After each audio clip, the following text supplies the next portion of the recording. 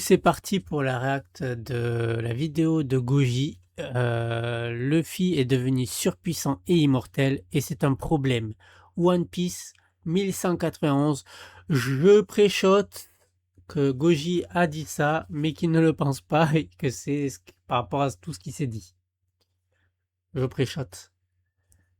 Imu n'a pas dit son dernier mot. Après la leçon de Gaban dans le dernier chapitre, le roi du monde se voit obligé de passer à la vitesse supérieure et dévoile une forme hybride encore plus diabolique que jamais. Dans ce chapitre et cette review, nous allons analyser tout ce qu'il y a à savoir sur l'échange qu'il peut y avoir entre Biblo et Chopper, sur les futures transformations démoniaques d'Imu mais aussi de Luffy. Est-ce que sa régénération est aussi problématique que ça? Qu'est-ce que ça implique? Et surtout, aura-t-il lui aussi une forme hybride? Yo les bros, j'espère que vous allez bien et que les sujets vous intéressent parce qu'on va voir ça tous ensemble. Voilà, je vous invite à liker et à vous abonner pour soutenir la chaîne. N'hésitez pas d'ailleurs à check les deux dernières vidéos si vous les avez loupées, ainsi que la reaction live à ce même chapitre. Voilà, nous allons pouvoir débuter l'analyse de ce chapitre bien mystérieux sur plusieurs aspect qui a fait grincer beaucoup de dents. En parlant de mystère, vous vous souvenez de la cité d'Emeraude citée par Bellamy, vous? Moi oui, enfin aujourd'hui je m'en suis souvenu à nouveau grâce à un jeu qui vient tout juste de lancer un événement autour de l'univers d'Oz avec Dorothy Gale, Wicked Witch et Ozzy Mickey.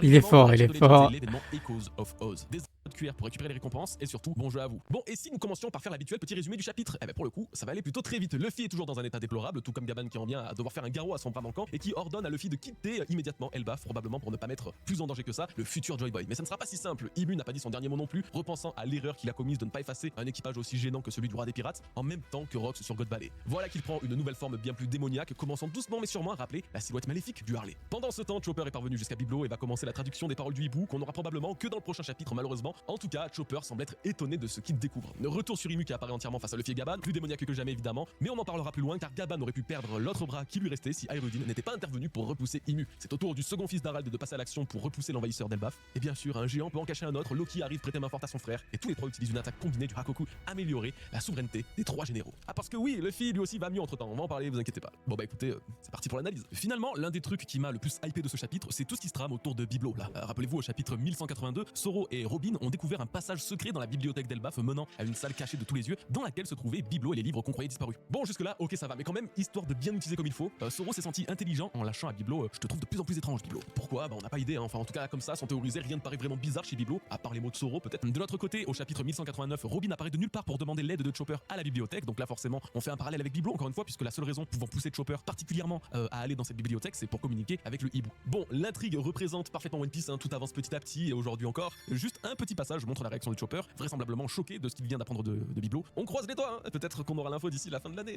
Bon, vous savez bien que moi le truc de Biblo, tout ça, j'ai deux théories que je vous répète assez souvent maintenant. Biblo serait Lou Arnott dans une forme Zoan ou une forme piégée. Enfin bref, c'est Lou Arnott quoi, et aussi que ce même Biblo pourrait avoir une information sur le cercle des abysses généré par Imu grâce au livre, tout simplement car Nami disait au début de l'arc que ces pentagrammes lui rappelaient des livres de fiction qui n'en sont finalement pas tellement. Ouais, non, du coup, c'est pas le Zoan. gouvernement. Voilà, ça vous savez, on n'en parlera pas plus pour le moment, essayons plutôt d'avoir encore une autre approche. Donc j'ai fait quelques petites recherches supplémentaires sur les hiboux. Déjà, vous le savez probablement car je vous en ai déjà parlé, mais il y a un rapport intéressant à faire entre Imu et Biblo, c'est celui du présage. Le omen d'Imu, cette technique utilisée à foison depuis son arrivée, c'est un terme anglais signifiant présage. Et sacré hasard, hein, quand le hibou et la chouette sont justement des symboles de sagesse et d'intelligence, collant parfaitement au thème de bibliothécaire de Biblo, mais aussi connus pour être des porteurs de présages généralement négatifs, comme la mort. Ouais, c'est bien négatif du coup. Donc là, je me suis dit, mais c'est bizarre car depuis l'arrivée d'Imu, Biblo agit. C'est à ce moment-là qu'il a bougé les livres, c'est depuis ce moment-là que Zoro le trouve chelou, et c'est quand Imu devient vraiment incontrôlable sur Elbaf pour les protagonistes que ce même Biblo révèle un truc de fou, apparemment à Chopper. Sachant qu'Oda va devoir trouver une solution pour tège Imu le plus vite possible, de préférence avant que ses limites de Bah non, temps du soient coup, atteintes, je me dis que c'est peut-être pas d'accord, hasard, Goji, il va pas le Biblo en tège. parallèle. Vous voyez, il met en place quelque chose qui semble concerner Imu. D'où ma théorie sur le cercle des abysses. Donc là, je me suis aussi dit,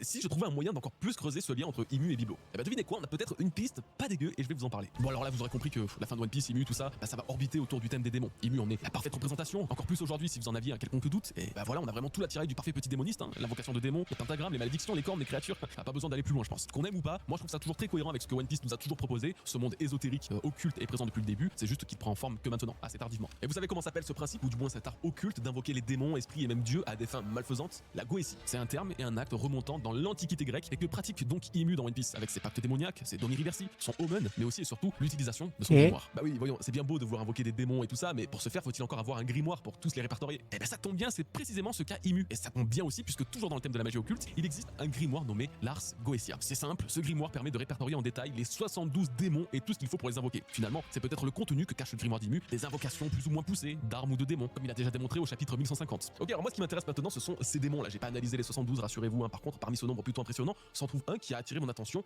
c'est Stolas. Stolas a plusieurs formes, mais est représenté par un hibou couronné dans le dictionnaire infernal, et sa réputation fait de lui un maître en astronomie, en plantes et en pierres précieuses. Et là je me suis dit, mais attends, le hibou c'est Biblo, la couronne ça fait penser à Imu, mais l'astronomie aussi fait penser à Imu, puisqu'il s'entoure des astres planéta, les 5 planètes les plus imposantes du système solaire avec le conseil. Et puis attends, on peut pousser le truc un petit peu plus loin, mais là il communique avec Chopper, qui a la Je faculté pense qu'il va un peu loin là. grâce aux plantes. Et les pierres précieuses ont un rapport un petit peu chelou dans One Piece, surtout récemment, avec la maladie des écailles de saphir rendant ses victimes sensibles au soleil, ou justement la pierre du soleil utilisée par les géants d'Elbaf pour créer un arc-en-ciel. Alors cette dernière partie était peut-être un peu too much, hein, mais dans le fond, Stolas s'assimile à des thèmes présents autour d'Imu. Ouais, il va un peu loin sur Biblio, je pense. Du coup, est-ce Ça, que c'est un tout peu plus simplement, simple. Biblo ne serait pas un ancien démon d'Imu, un démon invoqué par le passé, un démon dont le lien a été annulé ou brisé, expliquant sa présence ici sur Elbaf, mais surtout protégeant les ouvrages du monde, car c'est tout le rôle du hibou de préserver l'intelligence et la sagesse. On comprendrait alors mieux pourquoi il a les yeux en cercle concentrique, tel un démon, mais surtout pourquoi il veut s'entretenir avec Chopper et les protecteurs d'Elbaf. Il sait des choses sur Imu, il sait des choses sur ses capacités à invoquer des démons, et il pourrait apporter des conseils pour repousser ce démon maintenant qu'il n'a plus de lien avec lui, qu'il a été invoqué par lui ou transformé par lui. La finalité est que Biblo soit relié au thème démoniaque d'Imu, pour une bonne raison que l'on découvrira, je suis sûr, très bientôt. Enfin, je l'espère. Vous pensiez qu'on avait fini d'Imu? Ah non les gars, Gaban était impressionnant dans le dernier chapitre, hein, mais pour vaincre le roi du monde, il va falloir faire encore bien des efforts, hein, pour s'en débarrasser. Dans les profondeurs du royaume des morts, Imu se transforme, sa silhouette change du tout au tout, et le voilà désormais plus grand. Il semble avoir fusionné avec sa cape, puisque le blason des pactes démoniaques se trouve désormais sur son bras, et même les traits de son visage se sont fermés, laissant apparaître ses deux yeux, et confirmant au passage que non, Imu n'a pas un troisième œil, du moins pour l'instant. Vous l'aurez compris, il est là, le vrai diable, le vrai démon. Son apparence n'a jamais été autant terrifiante, avec de nouvelles paires de cornes et de multiples changements au niveau de ses accessoires. Le troisième œil, il peut être caché entre le... Parce que ça fait deux bosses. Il peut être caché au milieu. Parce que le troisième œil peut être vertical aussi, hein. Dans la mythologie hindoue, le troisième œil est vertical. Alors peut-être que sous cette forme-là, le troisième œil se fait écraser par les cornes en fait. Agoromo qui ne se trouve plus dans son dos mais désormais autour de lui. Je pense qu'on peut dire que c'est l'apparition officielle de la forme hybride d'Imu, hein, en tout cas ça m'en a tout l'air, c'est littéralement sa forme de base mais améliorée, c'est donc le principe d'une forme hybride. Donc ça c'est super intéressant car ça peut vouloir dire plusieurs choses. Déjà que la forme... Ah, je suis pas d'accord, je suis pas d'accord. Je suis pas d'accord. Pour moi c'est plus une forme genre Gear 3, tu vois, Gear 4. Ça ressemble un peu au Gear 4 de Luffy. Donc je pense que c'est inspiré. Comme j'ai dit que dans la vidéo du Mont Corvo, que pour moi, Mu copie tous les pouvoirs qu'elle voit, qu'elle a vus ou qu'elle a entendus, etc., etc. Et donc, le Gear 4, vu à Gued par... peut-être qu'elle a vu à travers les yeux de quelqu'un, de Saturne ou des trucs comme ça. Et donc, ça ressemble un peu au Gear 4 pour moi. Donc, c'est pas une forme hybride, parce que la forme hybride, c'est Luffy y était avant. C'est une nouvelle forme, c'est un peu intermédiaire encore. d'Imu vu depuis son apparition sur Elbaf est possiblement sa forme basique, vraiment le niveau 1 absolu. Les symboles démoniaques comme les cornes, la queue et les ailes, tout ça, ça viendrait simplement du design de base d'Imu en fait, ou alors au pire des cas, c'est son fruit du démon qui a trop pris emprise sur lui, transformant à jamais son physique. Car il faudrait pas non plus oublier que des mots de Vegapunk au chapitre 1069, les Zoan éveillés ont tendance à perdre leur personnalité. On ne sait pas vraiment de quoi ils parlent, mais quand même il est vrai que les premiers Zoan véritablement éveillés perdaient totalement le contrôle, comme les gardes Zoan Deeple Down qui s'étaient littéralement fait consumer par leur fruit du démon, ou même Chopper en fait dans son Monster Point qui devait là aussi être un foreshadow peut-être de son éveil puisqu'il perdait totalement la tête. Donc c'est vrai que Luffy par exemple, pour qui on n'a pas vu une telle perte de contrôle ou de personnalité, enfin pas au point où ça en soit un vrai sujet, c'est peut-être parce que ce n'est pas encore arrivé et que l'étape prochaine et future de son pouvoir, c'est littéralement une transformation en un Nika possédé par son fruit du démon, perdant sa conscience propre et représentant ainsi un paradoxe assez fort pour l'homme cherchant la liberté à tout prix. Sa liberté ne serait plus vraiment la sienne, mais celle de Nika. Ce qui rejoindrait ma théorie finale que je vous répète depuis plus de 4 ans maintenant. Luffy est destiné à perdre son fruit du démon, le Ito Itonomi modèle Nika, qu'il possède depuis 12 ans maintenant. Il sera détruit ou extrait de son corps, laissant Luffy sans pouvoir, Je si suis ce n'est pas, le plus puissant de tous, pas d'accord. sa volonté, sa détermination, son haki, car comme l'a très bien dit Kaido, ce qui compte, c'est le haki, et Roger l'a bien compris. Et là, je suis pas d'accord. Je suis pas d'accord parce que du coup, ça voudrait dire que Oda détruit un peu le premier système de pouvoir qu'il a créé et qui est le plus important, le plus celui qui représente en fait cette imagination qu'il a. Pour moi, on n'a pas encore l'explication de l'éveil. À partir de ce moment-là, c'est pas possible de dire que le haki est plus puissant que le fruit du démon. Kaido peut le penser, c'est très bien, c'est son idée, c'est sa pensée. Oda le fait dire à Kaido. Il y a aucun souci sur ça. Mais à partir du moment où narrativement on n'explique pas ce que c'est l'éveil, alors il se peut que l'éveil, et ce qu'on a vu avec l'éveil qui traversait Big Mom, l'éveil de l'eau qui traversait Big Mom, etc., alors qu'elle est recouverte de Haki des rois, eh bien, l'éveil peut supplanter le Haki des rois. Pour moi, c'est clair, l'éveil peut supplanter le Haki des rois, et qu'en fait, fruit du démon et Haki des rois, c'est équivalent. Et que les fruits du démon ont été créés pour, en fait, vu que le Haki des rois est inné, pour que des gens qui n'ont pas le Haki des rois puissent en fait rivaliser avec des gens qui ont le Haki des rois. Mais que les fruits du démon sont une malédiction. Nika est actuellement une malédiction. Et si Luffy doit se débarrasser des démons du passé incarnés par Imu, il devra aussi écrire une nouvelle légende sans être auréolé du spectre d'un dieu soleil antique. C'est peut-être un peu ingrat pour Nika qui lui a quand même prêté sa force et ses pouvoirs pendant tant d'années afin de vaincre ses adversaires et libérer le monde, hein. Oui mais non, parce que pour vraiment libérer le monde, Luffy devra se libérer lui-même de la possession d'un Zoan et d'un fruit du démon. Car derrière toute la force que peut lui apporter un tel pouvoir, une telle... Et je suis pas d'accord. C'est pas se libérer du fruit du démon. C'est en fait imposer sa volonté au fruit du démon. C'est différent. Actuellement, Luffy est influencé par la volonté du fruit. C'est pour ça que sa personnalité change quand il est en forme Nika. Mais derrière, l'étape finale, ça sera que sa volonté surpasse celle du fruit. Et donc du coup, que ça soit lui qui influence le fruit et pas l'inverse. Je pense qu'il oublie qu'il n'y a que à Elbaf et dans les autres sphères du gouvernement où Luffy est clairement associé à Nika. Ouais, lui-même ne s'y associe pas. divinité, faisant clairement de lui aujourd'hui le monstre ultime de One Piece totalement increvable.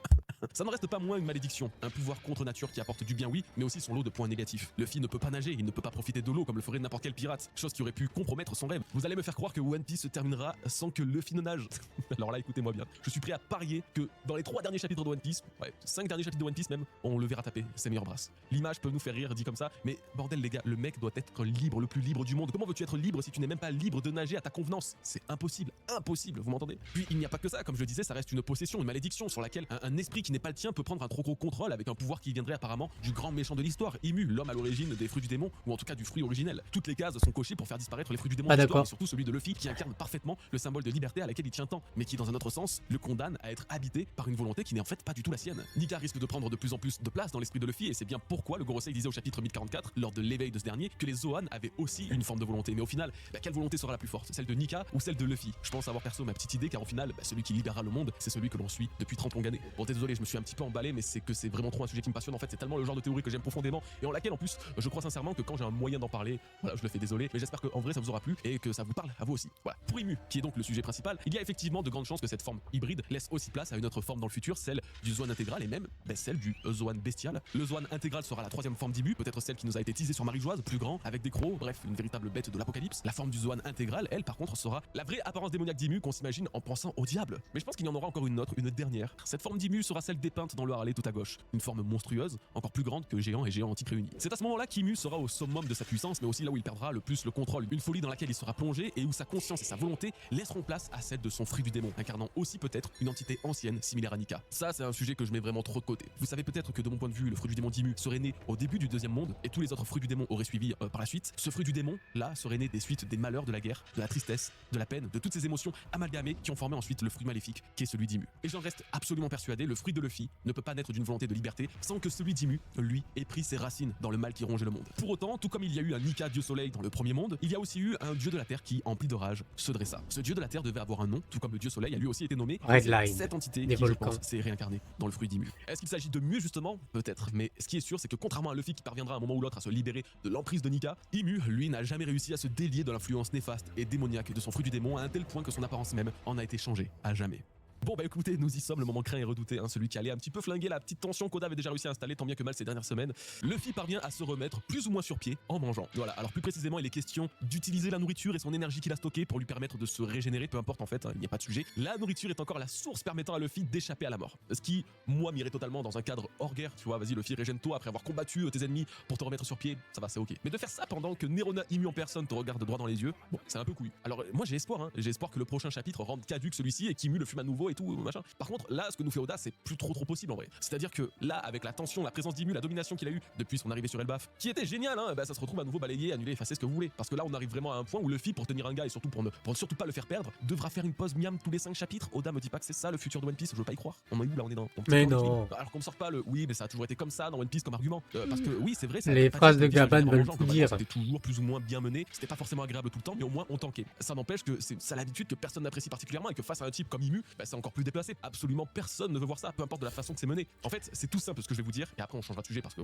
râler ça va pas changer le chapitre pour autant. Mais si Oda ne veut pas que Luffy perde et qu'il se retrouve dans des situations trop difficiles, alors il ne faut pas introduire un personnage comme Imu qui se Luffy va retrouve perdre. bridé comme pas possible, ou alors ne pas le faire venir Simplement. sur Elbaf et laisser la place Luffy va au divin. perdre. Là au moins ça aurait été largement suffisant. J'irais même jusqu'à dire que s'il n'est pas capable de faire en sorte que Luffy soit incapable de se défendre face à Imu, alors qu'il laisse Imu pour la vraiment toute fin, pour le dernier combat, pour le moment où Luffy sera capable de le vaincre et pas l'introduire avant pour que Luffy perde, mais pas trop non plus. Et finalement, nous on se retrouve frustrés à pas savoir quoi attendre de quel personnage. En fait, là, le problème qui existe depuis des années, mais qui est vraiment lourd à porter depuis peu, c'est que Luffy est fait pour être immortel, invulnérable, inébranlable. Il n'a pas assez de puissance pour vaincre quelqu'un. Bah c'est pas grave, de toute façon, il est inépuisable. Si le combat doit être une question d'endurance, alors Luffy le remportera haut la main. Aïe, Il a un aïe, stade de puissance qu'il aura mais invincible non. face à tout le monde. Oui, mais pas du tout. Goji, il a perdu face à Kaido. Tu dis des conneries? Non, non, les gars, il a pas perdu face à Kaido. Il a échoué plusieurs fois, oui. Mais la finalité, à la fin, celui qui a vraiment tout perdu, son équipage, son royaume, sa place d'empereur, c'est Kaido. Si Luffy avait vraiment perdu, tout le monde aurait perdu aussi. Alors évidemment, c'est pas viable pour l'histoire, il avait besoin d'évolution et tout ça. Je le conçois, mais là sur Elbaf, concrètement, qu'est-ce qui empêche Luffy et Mugiwara de perdre face à Imu et Mais ils vont perdre. de toute façon, ils n'auraient pas pu les tuer. Il y avait trop d'alliés sur Elbaf pour ça. Et puis même globalement, ça aurait apporté une remise en question à l'équipage, ça aurait apporté de la peur de ce roi du monde. On l'aurait senti dangereux. Tandis que là, même si c'est le cas, bah, ça change pas grand-chose puisque bouffer des provisions mises de côté. Sauf s'ils suffit perdent. pour Luffy de compenser cette faiblesse.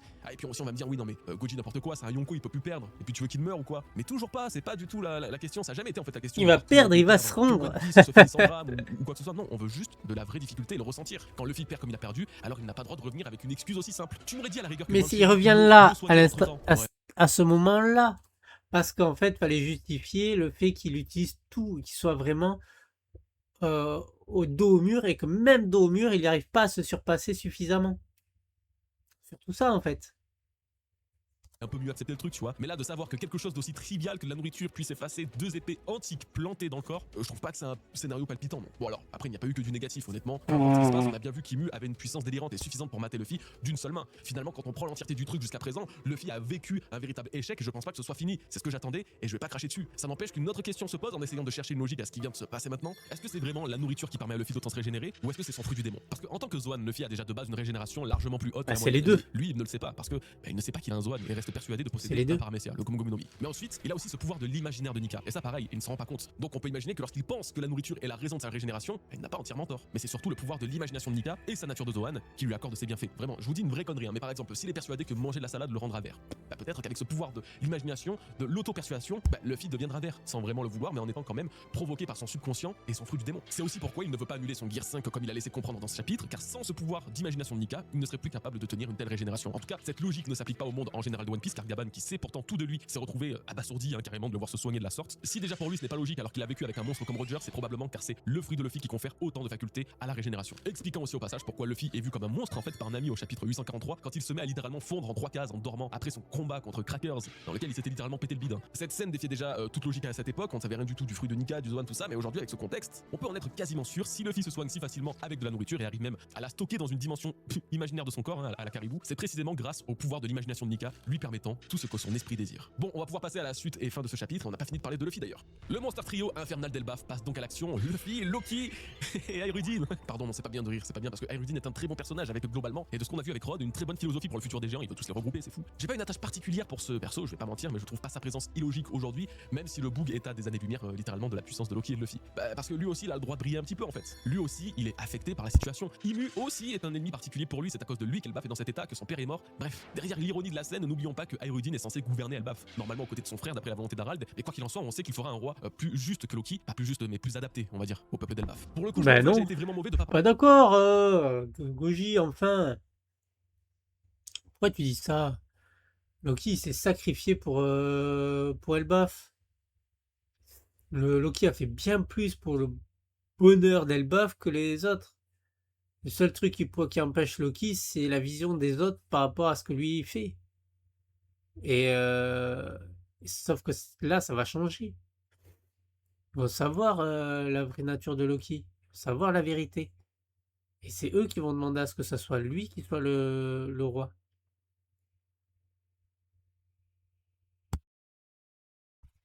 Parler de son apparition dans le combat plus tôt que ça, c'est logique, c'est cohérent, c'est très juste, et même s'il perdura moins que les deux autres, il est à sa place. Et se prendre une patate d'un géant qui a été capable de repousser les 10 000 tonnes de McVise, bon, tu dois effectivement la sentir passer. Et de toute façon, s'il n'y a plus ni Luffy ni Aerudine, il y a encore Loki, et ouais, le démon d'Elbaf, lui, est toujours debout, ou presque, et pour le coup, son retour est plus que largement apprécié. Là où je râle beaucoup pour Luffy, Loki, lui, devait revenir tout le justifié, je trouve. Loki a été soigné par Gerd et probablement par Chopper, puis il a quand même eu le temps de se régénérer un peu, puisque en plus de ça, il est lui aussi un Zoan mythique. Qui plus est un dragon qui sont reconnus dans les mythes et légendes pour leur endurance exceptionnelle, Kaido en est l'exemple parfait. Puis outre tout ça, Loki est un géant antique, à croire que leur résistance et leur force en est elle aussi accrue. Donc il n'avait pas à être out définitivement de ce combat, surtout que contrairement à Luffy, il n'était pas non plus aux portes de la mort. Et puis surtout, hein, on n'a pas encore vu la forme hybride de Loki qui n'a pas de raison de ne pas être utilisée aujourd'hui face au plus grand danger d'Elbaf quand, face à son père Harald, la silhouette et la griffe laissaient supposer que Loki aussi possède une forme hybride qu'il a pris pour vaincre ce dernier. Donc si Ymue utilise sa forme hybride, Loki le fera aussi, et si Loki le fait, est-ce que Luffy n'en profiterait pas pour le faire également? Oh bah on est plus à ça près les gars, autant qu'il nous montre une autre forme, hein, j'ai envie de dire.